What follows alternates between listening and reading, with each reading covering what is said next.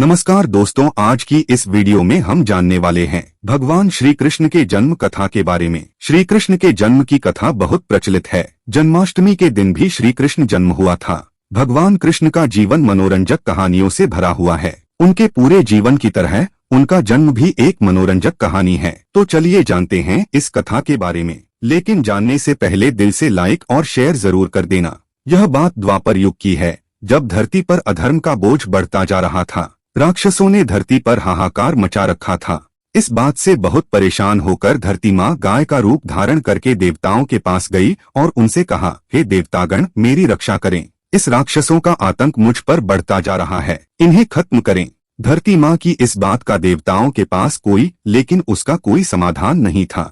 इस पर उन्होंने ब्रह्मा जी के पास जाने का निर्णय लिया और धरती माँ के साथ सभी देवता ब्रह्मा जी के पास गए। वहां पहुंचकर उन्होंने ब्रह्मा जी से विनती की, प्रभु, मेरे ऊपर से दैत्यों का यह भार कम करें, मैं बहुत परेशान हो गई हूँ। ब्रह्मा जी ने उनकी तरह देखा और कहा, इसका उपचार सिर्फ भगवान विष्णु कर सकते हैं। देवी, आप उन्हीं के पास जाइए। ब्रह्मा जी का कहा मानकर उनके साथ धरती माँ और सभी देवतागण भगवान विष्णु के निवास क्षीर सागर पहुँचे। उस समय वह शेष नाग पर लेटे हुए आराम कर रहे थे। वहां पहुंचकर सभी ने उन्हें प्रणाम किया और पूरी कहानी सुनाई। पूरी कहानी सुनकर भगवान विष्णु ने कहा, हे देवी, परेशान न हो, मैं मनुष्य के रूप में पृथ्वी लोक पर अवतार लूंगा और पाप को खत्म करूंगा। उनकी यह बात सुनकर धरती माँ खुशी खुशी वहां से चली गईं। इधर मथुरा में राजा उग्रसेन राज किया करते थे। वे दयालु राजा थे, लेकिन उनका बेटा कंस बहुत अत्याचारी और लालची था। उसे राजगादी का बहुत मोह था। एक दिन उनसे अपने बल से राजा उग्रसेन को सिंहासन से उतारकर जेल में डाल दिया और खुद राजा बन गया।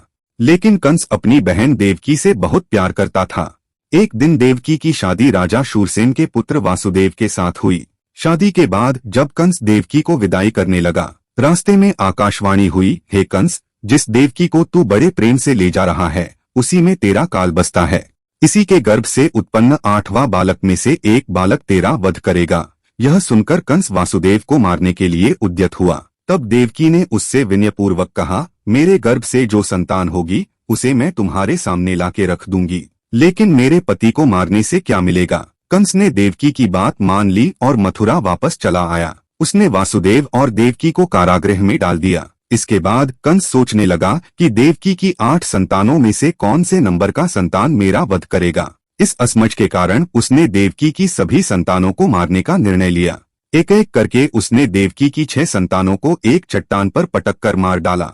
भगवान विष्णु की योजना के अनुसार शेषनाग देवकी की 7वीं संतान के रूप में जन्म लेने वाले थे। जब देवकी 7वीं संतान से गर्भवती थीं, तो देवताओं और भगवान ने तरकीब से उनका गर्भपात करवा दिया। साथ ही उस संतान को वासुदेव की पहली पत्नी रोहिणी के गर्भ में पहुंचा दिया। बाद में इस संतान को श्री कृष्ण के बड़े भाई बलराम के रूप में जाना गया।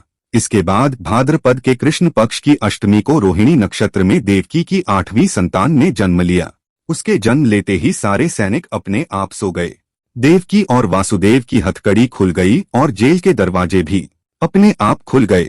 उन दोनों को कुछ समझ नहीं आ रहा था और तभी आकाशवाणी हुई कि इस पुत्र को गोकुल में नंद बाबा के यहाँ छोड़ आओ। उन्होंने ठीक वैसा ही किया। उन्होंने टोकरी में श्री कृष्ण को लेटाया और यमुना नदी के पार गोकुल में छोड़कर आ गए और वहां पालने में सो रही बेटी को अपने साथ जेल में ले आए। वासुदेव के वापस आने के बाद सब कुछ पहले जैसा हो गया। हथकड़ियां और जेल के दरवाजे वापस लग गए और पहरेदार होश में आ गए। होश में आते ही सैनिकों ने देवकी की 8वीं संतान की खबर कंस को दे दी। कंस दौड़ता हुआ जेल आया और देवकी की गोद से उसकी संतान को छीन लिया।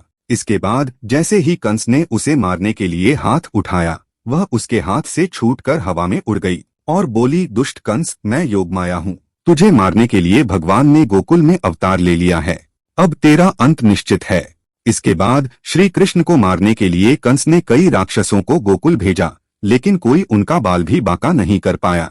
अंत में उन्होंने कंस का संहार किया और मथुरा को उसके आतंक से आजादी दिलाई। दोस्तों, वीडियो एंड तक देखा है तो लाइक और शेयर जरूर कर देना।